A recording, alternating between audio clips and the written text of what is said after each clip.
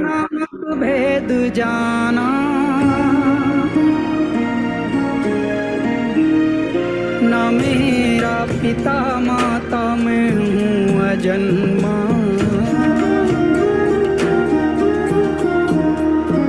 निराकार साकार शिव सिद्ध संता, जगत चेतना हूँ अनादि अनंता। जगत चेतना हूँ अनादि अनंता। मैं निर्लिप्त निर्विकल्प सूक्ष्म जगत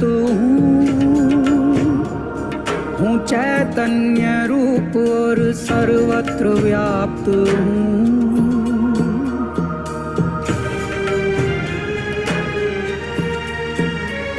मैं हूँ भी नहीं और कण कण रमन का,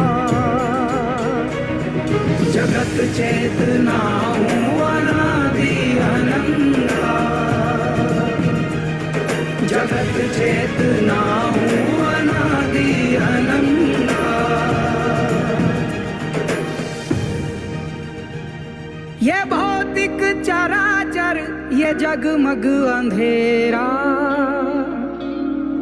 ये उसका ये इसका ये तेरा ये मेरा। ये आना ये जाना लगाना है फेरा, ये नश्वर जगत थोड़े दिन का है डेरा।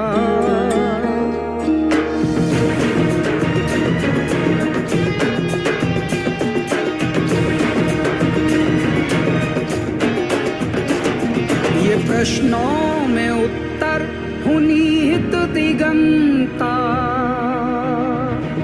जगत चेतना हूँ अनादि अनंता। जगत चेतना हूँ अनादि अनंता।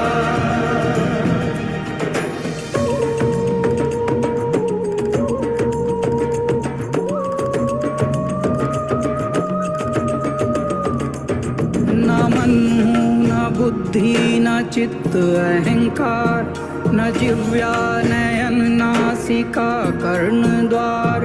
न चलता न रुकता न कहता न सुनता। जगत चेतना हूँ अनादि अनंता। जगत चेतना हूँ अनादि अनंता। जगत चेतना हूँ अनादि अनंता। जगत चेतना हूँ अनादि अनंता।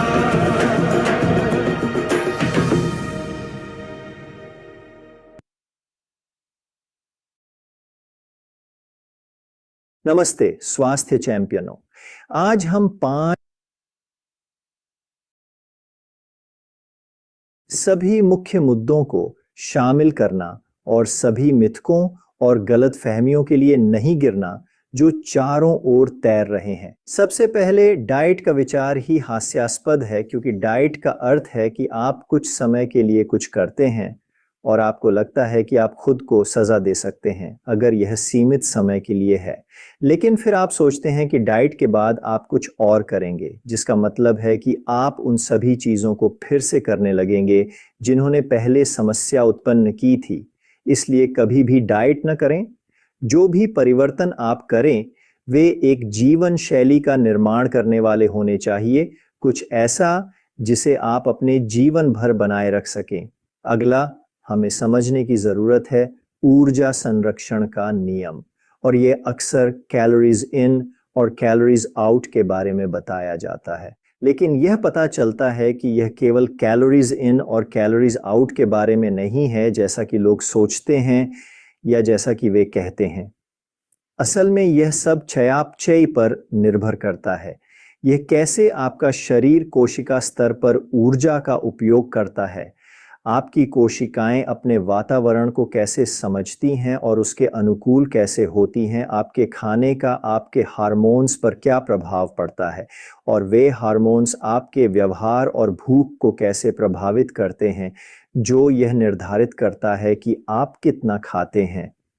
हमेशा सुनने में आता है कि यह सब कैलोरीज इन बनाम कैलोरीज आउट के बारे में है।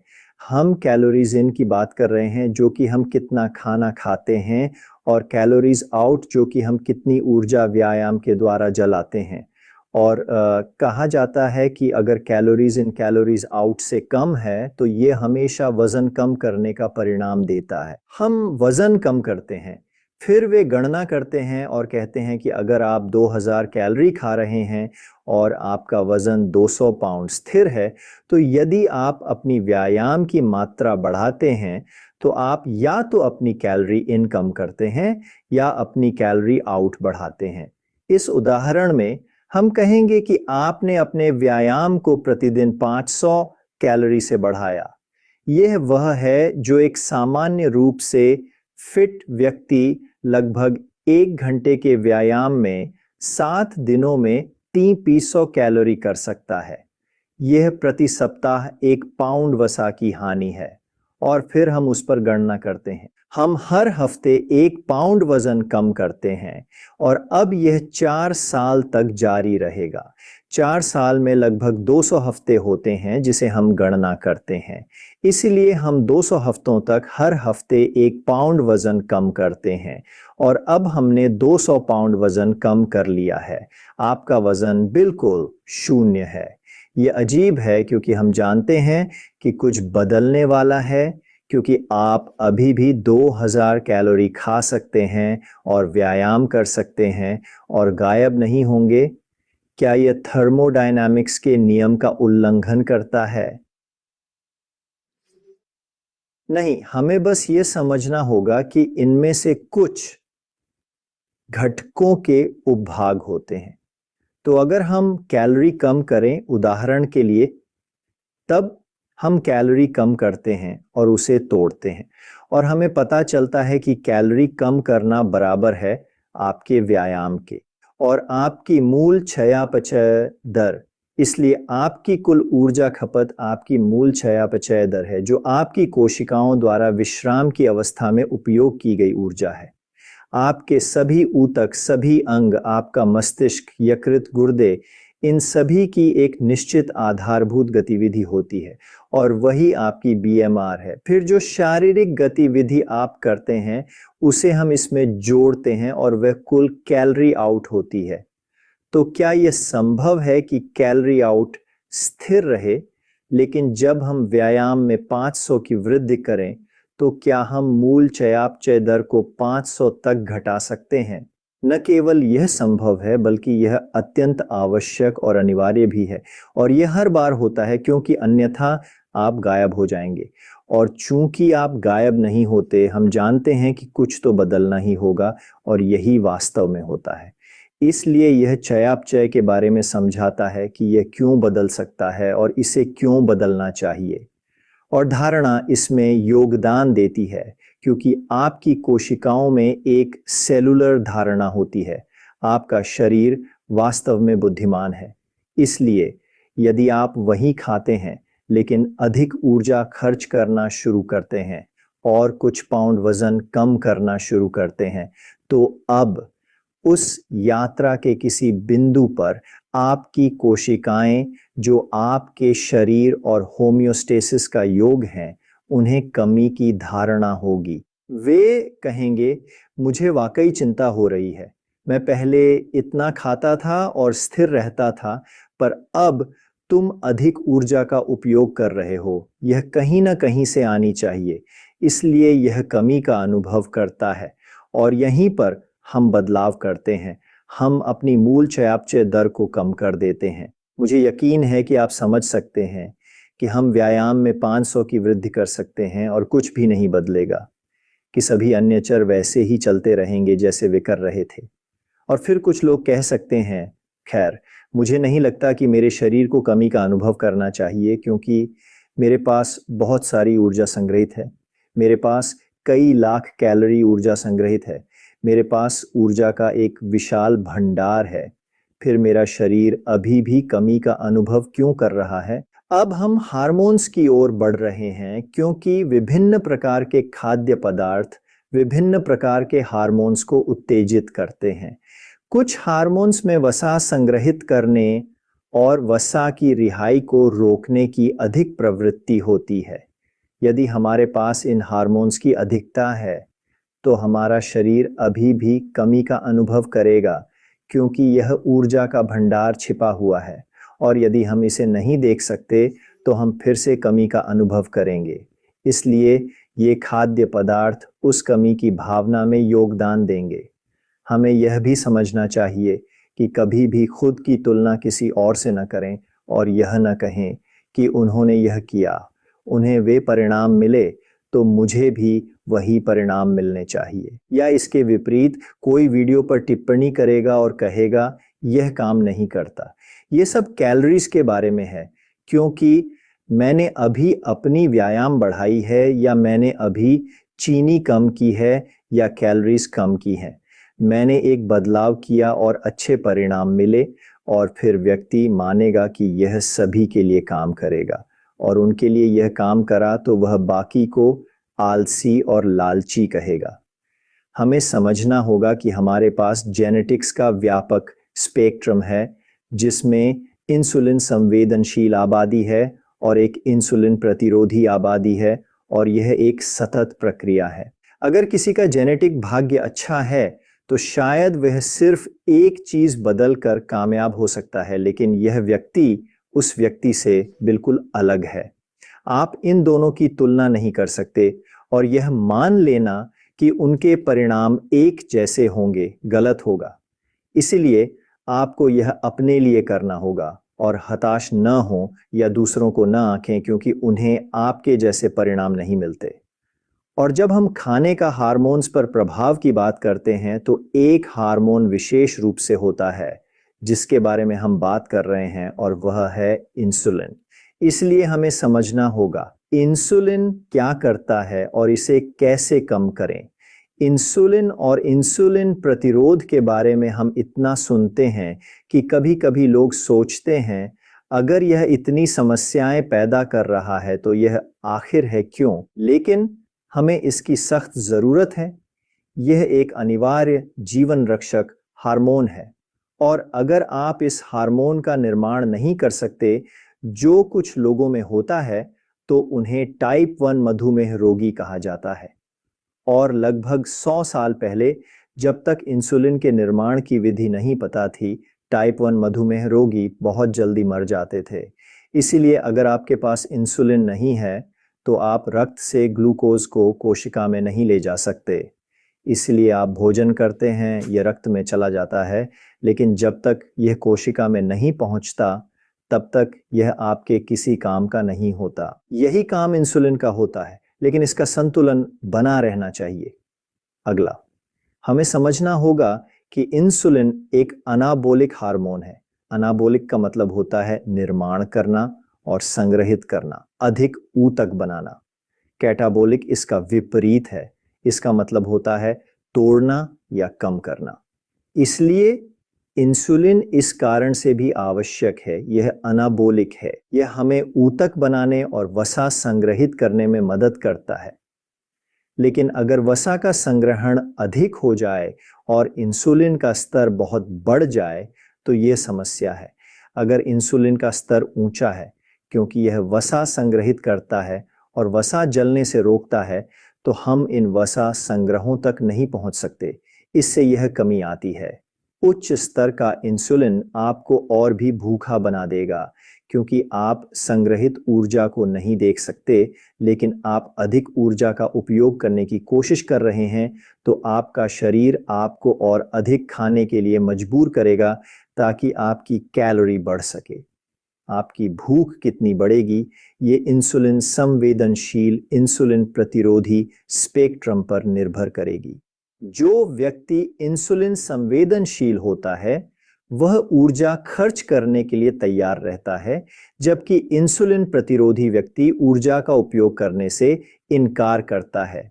इसलिए इंसुलिन प्रतिरोधी व्यक्ति उसी मात्रा में ऊर्जा खर्च करने के बाद 10 गुना अधिक भूखा हो सकता है जितना कि एक इंसुलिन संवेदनशील व्यक्ति होता है।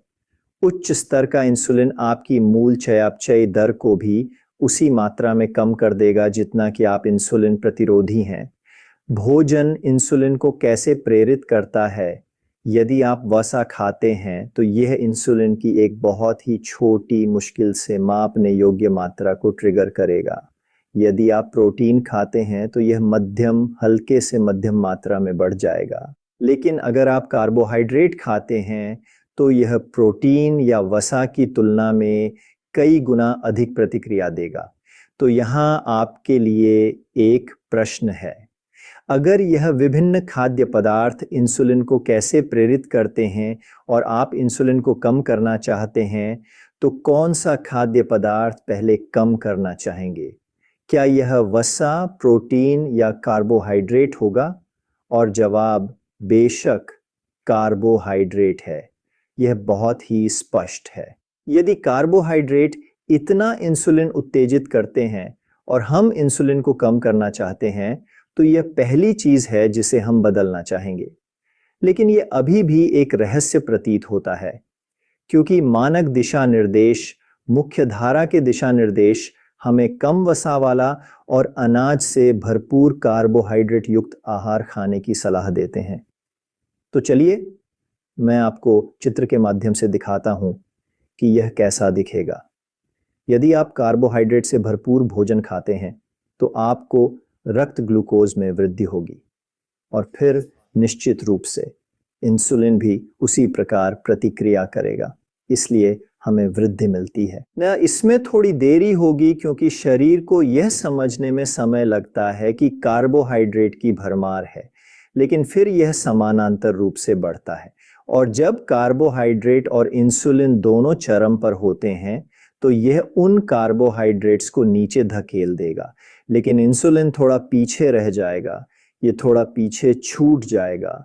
अब इसकी तुलना कम कार्बोहाइड्रेट वाले भोजन से करें। ये कुछ इस तरह दिखेगा। ये आग पर पेट्रोल डालने और लकड़ी डालने के बीच का अंतर है। पेट्रोल अपनी सारी ऊर्जा एक साथ निकाल देगा, जबकि लकड़ी को बहुत अधिक समय लगेगा। ये अपनी गर्मी को लंबे समय तक धीरे धीरे देगा और फिर इंसुलिन बढ़ेगा और यह पहले की तुलना में काफी कम स्तर पर चरम पर पहुंचेगा।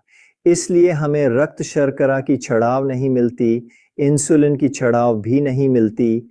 लेकिन फिर एक चीज होती है जिसे अंतरालीय उपवास या समय निर्धारित खान-पान कहा जाता है। तो यह चित्र में कैसा दिखता है? अगर आप कुछ खाते हैं और वह उच्च कार्बोहाइड्रेट वाला होता है तो पहले की तरह हमें शर्करा का उच्च स्तर मिलता है और फिर हमें इंसुलिन की प्रतिक्रिया मिलती है जो थोड़ी देर बाद आती है। लेकिन जब आपका रक्त शर्करा उच्च हो जाता है और तेजी से नीचे आता है तो क्या होता है? अब आपको फिर से भूख लगती है और आप बार बार खाना सीखते हैं। इसलिए आप इस तरह दिन में कई बार अपने रक्त शर्करा को ऊपर उठाते हैं और अब यहां देखिए क्या होता है। यह इंसुलिन पीछे रह गया था। जब तक यह इंसुलिन नीचे आने को तैयार होता है, हमें एक नया रक्त शर्करा का उछाल मिल चुका होता है, इसलिए यह नीचे नहीं जा रहा है, यह बढ़ने वाला है एक उच्च स्तर तक। फिर जैसे ही यह कम होना शुरू होता है, हमें एक और रक्त शर्करा का उछाल मिलता है और एक और एक और। यही तरीका है उच्च कार्बोहाइड्रेट और बार बार भोजन करने से इंसुलिन का स्तर बढ़ता है। और अगर ऐसा हुआ किसी पार्टी में या गर्मियों में जब खाना प्रचुर मात्रा में होता है तो हम उस समय से उबर जाएंगे जब खाना कम होता है। लेकिन अगर हमेशा दावत हो तो यह स्तर कभी नहीं घटता और वर्षों से हम कभी भी शरीर को संतुलन बनाने का मौका नहीं देते और हम इसे और अधिक बढ़ाते जाते हैं। तो यहाँ समय निर्धारित खाने की बात आती है। अगर हम यह कम कार्बोहाइड्रेट, यह उच्च वसा, उच्च प्रोटीन या अधिक प्रोटीन और वसा जितना हम पहले खाते थे, तो हमें बहुत कम उछाल मिलेगा, जैसा कि हमने कहा। लेकिन एक और लाभ है, और वह है स्थिर ऊर्जा, और ऊर्जा जो कहीं अधिक समय तक रहती है। हमें इतनी बार खाने की ज़रूरत नहीं होती। हमारे पास अभी भी बहुत सारी ऊर्जा होती है प्रचलन में, इसलिए हम बहुत बाद में फिर से खा सकते हैं, और फिर हम यह भी कर सकते हैं, शायद रात के खाने के बाद कुछ भोजन छोड़ दें, और हो सकता है कि हम सुबह इतनी जल्दी ना खाएं। इससे हमें लंबी निरंतर उपवास की अवधि मिलेगी, इसलिए इंसुलिन स्थिर रहेगा, फिर बढ़ेगा और फिर नीचे आएगा। और चूंकि इंसुलिन को फिर से आधार स्तर पर जाने दिया गया था, इसलिए हम एक निचले स्तर से शुरू कर रहे हैं, और अब हमारे पास वह विस्तारित उपवास है। और अब रात भर, और जब तक हम फिर से नहीं खाते, इंसुलिन को और भी नीचे गिरने दिया जाता है। और यही वह तरीका है जिससे हम बढ़ते हुए इंसुलिन स्तर को उलटते हैं। और मुझे यकीन है कि आपने भी लेख देखे होंगे, और मैंने भी बात की है कि कैसे आप सेब का सिरका, नींबू, दालचीनी और विभिन्न हर्बल यौगिकों और विभिन्न चीज़ों का उपयोग कर सकते हैं। और ये छोटी चालें हैं जो अंत में जोड़ी जाती हैं। तो पहले आप कार्ब्स कम करें, फिर कुछ समय प्रतिबंधित खान पान करें, और ये आपके परिणामों का 95% हिस्सा बनेंगे। उन्होंने कुछ शोध किया है और यह दिखाया है कि सब कुछ समान रहते हुए ये फिर भी कुछ लाभ देंगे। इसका मतलब नहीं है कि ये उतने महत्वपूर्ण हैं जितने पहले चर्चा की थी, और न ही इसका मतलब है कि आप केवल इन पर निर्भर रहें। ये आपकी जीवन शैली में बदलाव के साथ जोड़ने के लिए एक बहुत ही आसान और स्मार्ट चीज है। अब व्यायाम के बारे में बात करते हैं, क्योंकि व्यायाम निश्चित रूप से मदद कर सकता है, लेकिन वे कारणों से नहीं जिनके बारे में लोग आम तौर पर सोचते हैं। वे आमतौर पर कैलोरी जलाने के बारे में सोचते हैं। यह मूर्खतापूर्ण धारणा है कि एक कुकी खाने पर व्यायाम करने की आवश्यकता है। शरीर ऐसे काम नहीं करता, इसे भूल जाओ। जैसा कि पहली स्लाइड पर चर्चा की गई थी, ये चर तत्व हैं जिन्हें ध्यान में रखना चाहिए। व्यायाम बहुत ज़रूरी है, लेकिन लोगों की सोच का कारण नहीं है।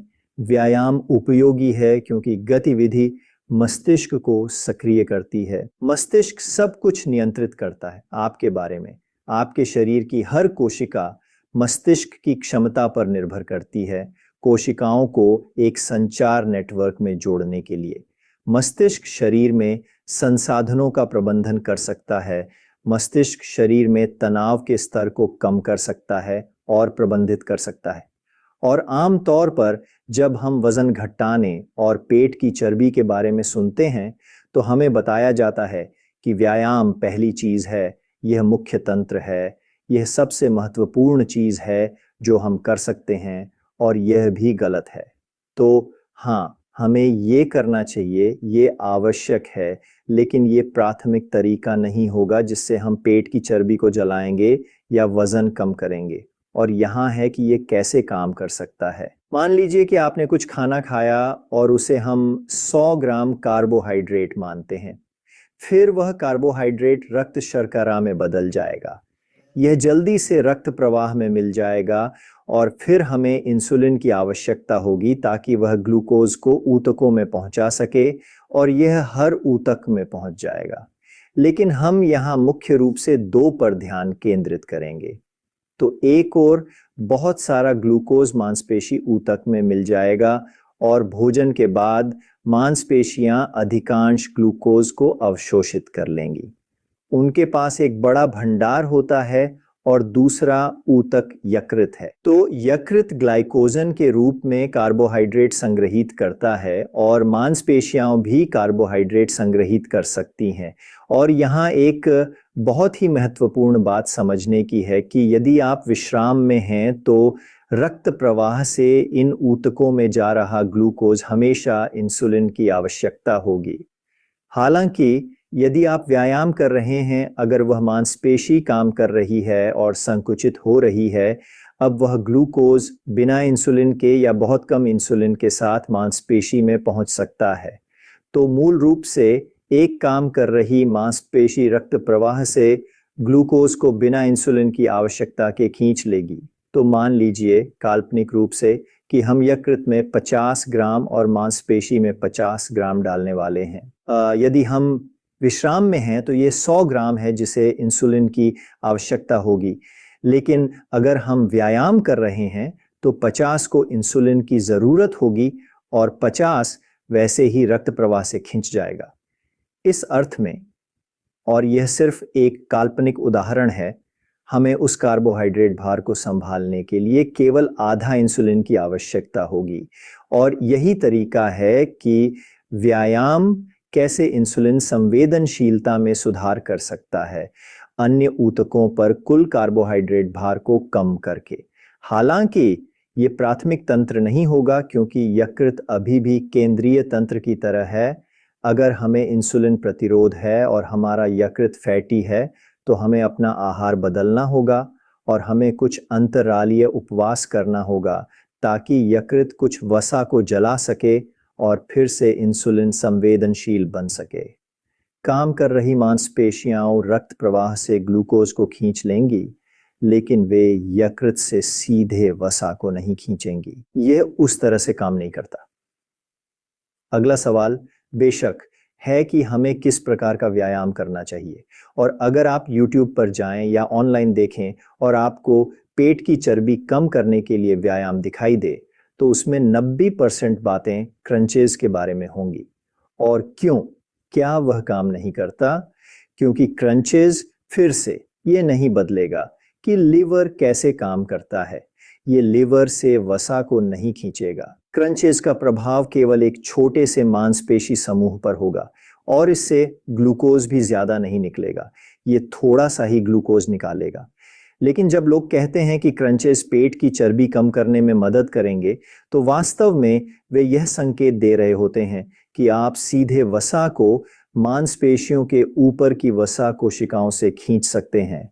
लेकिन यह उस तरह से काम नहीं करता क्योंकि वहाँ कई परतें होती हैं, कोई संचार मार्ग नहीं होता, कोई पाइपलाइन नहीं होती इस मांसपेशी और उस वसा के बीच, सिर्फ इसलिए कि वे एक दूसरे के बगल में होते हैं। इसलिए क्रंचेस कोर की मजबूती के लिए अच्छे हो सकते हैं अगर आप उन्हें सही तरीके से करें, लेकिन ये पेट की चर्बी कम करने का तरीका नहीं होंगे। तो आप क्या करें? प्रतिरोधी प्रशिक्षण बहुत अच्छा है। जब आप अपनी मांसपेशियों पर भार डालते हैं तो आप मांसपेशियों को बढ़ने के लिए उत्तेजित करते हैं, विशेषकर जब वह भारी होता है, विशेषकर जब आप अपनी क्षमता की सीमा के पास होते हैं। इससे दो चीज़ें होती हैं। जब आप एक मांसपेशी को चुनौती देते हैं तो वह बढ़ने लगती है, और यदि आप अपनी मांसपेशी की मात्रा को बनाए रखते हैं या बढ़ाते हैं तो मांसपेशियां अधिक चयापचय सक्रिय हो जाती हैं। इसलिए मांसपेशी की मात्रा को बनाए रखने या बढ़ाने से आप वास्तव में अपनी मूल चयापचय दर को बढ़ा देंगे। प्रतिरोधी प्रशिक्षण या भारी वजन उठाना भी आपके विकास हार्मोन को बढ़ाएगा, जो एक वसा जलाने वाला हार्मोन है। अधिकांश व्यायाम जैसे चलना और साइकिल चलाना एरोबिक हैं। इन्हें बिना थके लंबे समय तक किया जा सकता है। इसलिए आप व्यायाम को हाँफने और फूलने के स्तर से नीचे रखना चाहें।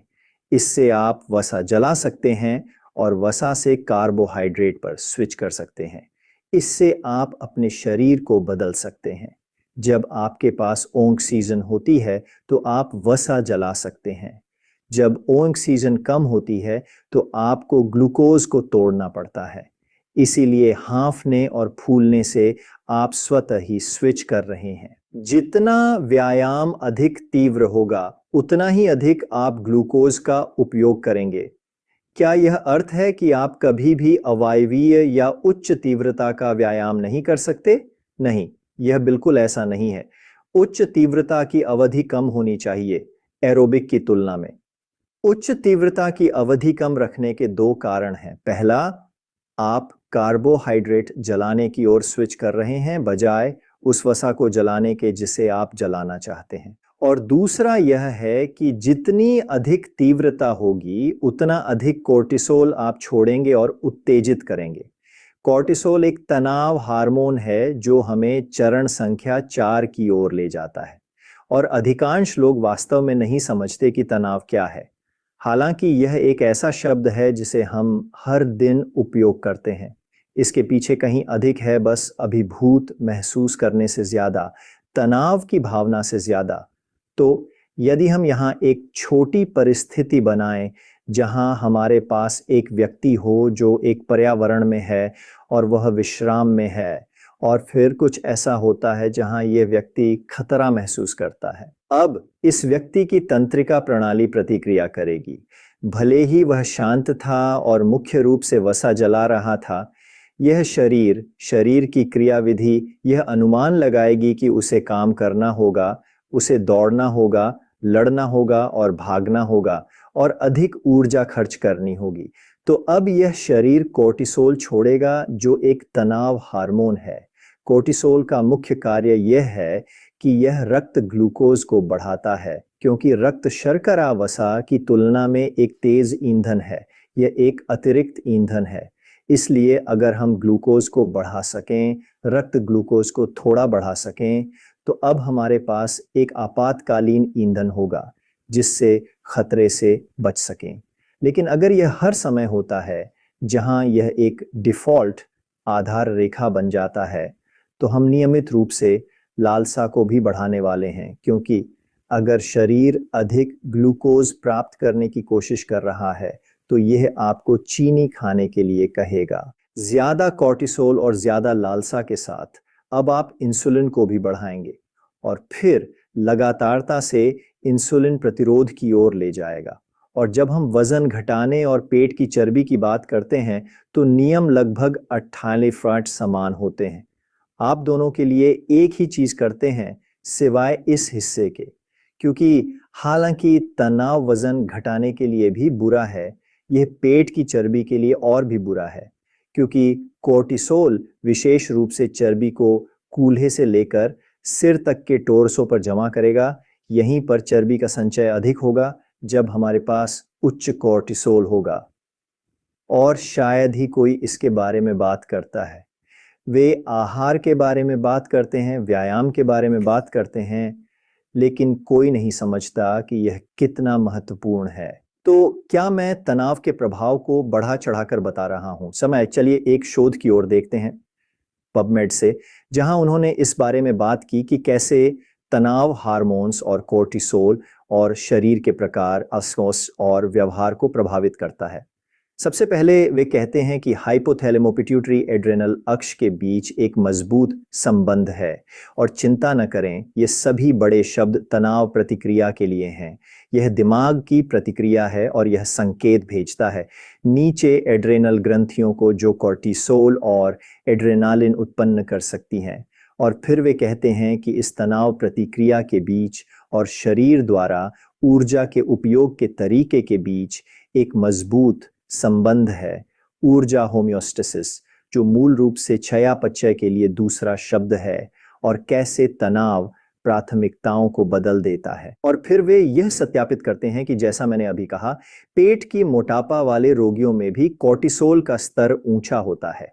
फिर बात और भी दिलचस्प हो जाती है, क्योंकि वे कहते हैं कि तनाव और ग्लूकोकॉर्टिकॉइड्स, जो रक्त शर्करा को प्रभावित करने वाले हार्मोन हैं, जैसे कि कोर्टिसोल जिसके बारे में हमने अभी बात की, वे हमारे व्यवहार को नियंत्रित करते हैं खाने की मात्रा और ऊर्जा खर्च के संदर्भ में। और बात और भी बेहतर हो जाती है। विशेष रूप से वे कहते हैं कि यह चीनी और वसा से समृद्ध खाद्य पदार्थों के सेवन में वृद्धि करता है। क्या आप जानते हैं उन खाद्य पदार्थों को क्या कहा जाता है? उन्हें आरामदायक खाद्य पदार्थ, जंक फूड और प्रोसेस्ड फूड्स कहा जाता है। तो वे साफ तौर पर कह रहे हैं कि तनाव आपकी अनहेल्दी खाने की इच्छा को बढ़ाता है। और मुझे यह आखिरी बात बहुत पसंद है, क्योंकि वे कहते हैं कि सभी प्रजातियों में यह जानी मानी बात है कि तनाव की प्रतिक्रिया हम पर किस प्रकार असर करती है, यह बहुत भिन्न होता है। इसलिए फिर से हम एक व्यक्ति की तुलना दूसरे से नहीं कर सकते कि वे तनाव का सामना कैसे करते हैं। ये व्यक्तिगत है और भिन्न है। और आमतौर पर जब वे तनाव के बारे में बात करते हैं तो वे इसे टालने या खुद को विचलित करने के द्वारा प्रबंधित करने की बात करते हैं।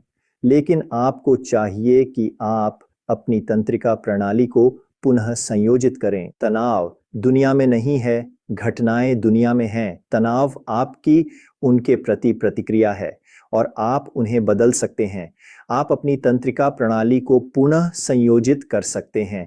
इसलिए जब आप सांस लेने की कसरत करते हैं, उदाहरण के लिए आप अपने शरीर की मदद कर रहे हैं तनाव प्रतिक्रिया को संतुलित करने में। जब आप सांस लेते हैं तो आप लड़ाई या भागने की प्रतिक्रिया को सक्रिय करते हैं। जब आप सांस छोड़ते हैं तो आप खिलाने और शांत करने की प्रतिक्रिया को सक्रिय करते हैं, पैरासिम्पैथेटिक शांत करने वाली प्रतिक्रिया। और यदि आप इसे नियमित रूप से करते हैं तो यह 5 या 10 मिनट की सांस लेने की अवधि से परे जाता है।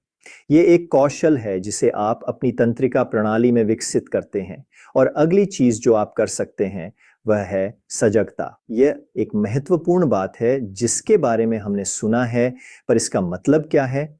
आपको इसे वाकई महत्वपूर्ण बनाना होगा। अपनी भावनाओं पर ध्यान देना होगा। जब आप ट्रैफिक में गाड़ी चला रहे होते हैं तो आपके पास इससे बेहतर कुछ नहीं होता कि आप खुद से पूछें, मैं कैसा महसूस कर रहा हूं? क्या मैं वैसा महसूस कर रहा हूं जैसा मैं चाहता हूं? क्या मैं अलग तरह से ध्यान केंद्रित कर सकता हूं? क्या मैं कुछ बदल सकता हूं? और अगर आप ध्यान दें तो हमेशा कुछ ना कुछ होता है जो आप कर सकते हैं। ध्यान एक और बड़ी चीज है जो आप कर सकते हैं।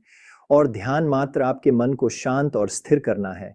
यह आपके मन को चालाकी से उन कामों को बंद करने के लिए मना लेता है जो वह हमेशा करता रहता है। ठीक है ना? और वहां मार्गदर्शित ध्यान है जो आपकी मदद करेंगे। व्यायाम तनाव से निपटने का एक और तरीका है, क्योंकि जैसा कि मैंने कहा, व्यायाम दिमाग को सक्रिय करता है। दिमाग बेहतर काम करने से तनाव को बेहतर नियंत्रित कर सकता है। तनाव का एक पहलू नींद है। हमें अच्छी गुणवत्ता और मात्रा में नींद लेनी चाहिए। अच्छी नींद नहीं आती है तो अगली सुबह कोर्टिसोल स्तर बढ़ सकता है, जिससे तनाव हार्मोन बढ़ सकता है। एक रात की खराब या अपर्याप्त नींद से इंसुलिन प्रतिरोधी बढ़ सकता है। बहुत से लोगों को नींद न आने की समस्या होती है। इस सूची में शामिल सभी चीजें, श्वास व्यायाम, व्यायाम और ध्यान, ये सभी मदद करते हैं आपको शांत करने में और आपकी तंत्रिका तंत्र को संतुलन में लाने में, जिससे आप बेहतर नींद ले सकें। और 5वां कदम है एक समग्र जीवन शैली विकसित करना। ये कोई रहस्यमय शब्द नहीं है। ये पवित्रता के बारे में नहीं है। ये क्रिस्टल या धूप जलाने या एक रहस्यवादी बनने के बारे में नहीं है। समग्र का मतलब है कि हम पूरे शरीर को देखते हैं, हम पूरी तस्वीर को देखते हैं, हम शरीर को प्रभावित करने वाले सभी विभिन्न पहलुओं को देखते हैं। और हमें समझना चाहिए कुछ जिसे स्वास्थ्य का त्रिकोण कहा जाता है। यह 3 पैरों वाली मेज की तरह है जिसमें मानव शरीर में एक रासायनिक पहलू होता है, इसमें एक संरचनात्मक या यांत्रिक पहलू होता है और इसमें एक भावनात्मक या तनाव पहलू होता है, जैसा कि हमने उस कागज में देखा। इसका मतलब है कि रासायनिक पक्ष पर कुछ चीजें हैं जिन्हें हम बेहतर कर सकते हैं, सुधार सकते हैं, और कुछ चीजें हैं जिनसे हमें बचना चाहिए। रासायनिक पक्ष में हमारे पास पोषक तत्व हैं जो हमें मजबूत बनाते हैं और हमें यह जानना होगा कि वे क्या हैं और उन्हें सुधारना होगा। कुछ चीजें विषाक्त होती हैं जो हमारी जैव रसायन के साथ हस्तक्षेप करती हैं। ये चीजें हमें सीखना होगा कि कैसे बचें। इसके साथ ही संरचना में भी यही बात है। गति है जो सकारात्मक है। अच्छी मुद्रा होती है जो शरीर को तंत्रिका तंत्र के लिए उचित संकेत बनाए रखने में मदद करती है, जो सही गति को बनाए रखता है। फिर निष्क्रिय जीवन शैली और खराब मुद्रा होती है जो मैकेनिकल संकेतों में बाधा डालती है। और फिर निश्चित रूप से भावनात्मक पक्ष भी होता है। इसलिए कुछ चीजें हैं जो हमें अच्छा महसूस कराती हैं और कुछ चीजें हैं जो हमें बुरा महसूस कराती हैं, और ये सभी चीजें समान रूप से महत्वपूर्ण हैं।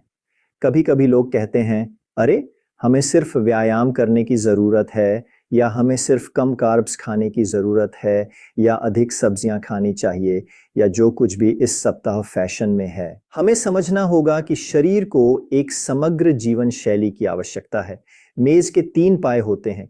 यदि आप इन सभी को अपनाते हैं तो आपकी स्वास्थ्य प्राप्ति की संभावनाएं केवल पेट की चर्बी कम करने से कहीं अधिक उत्तम स्वास्थ्य विकसित करने की होंगी।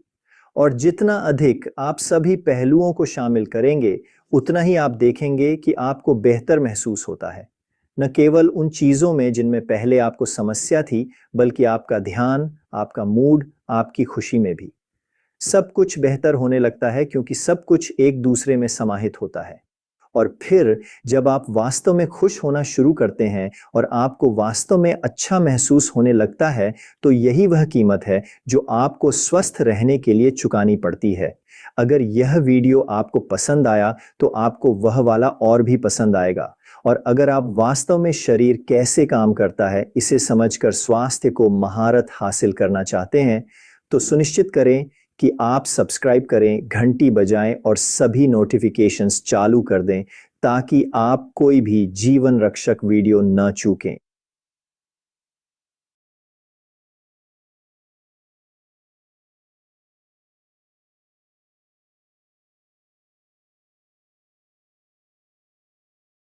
जो अंदर की सुंदरता है वो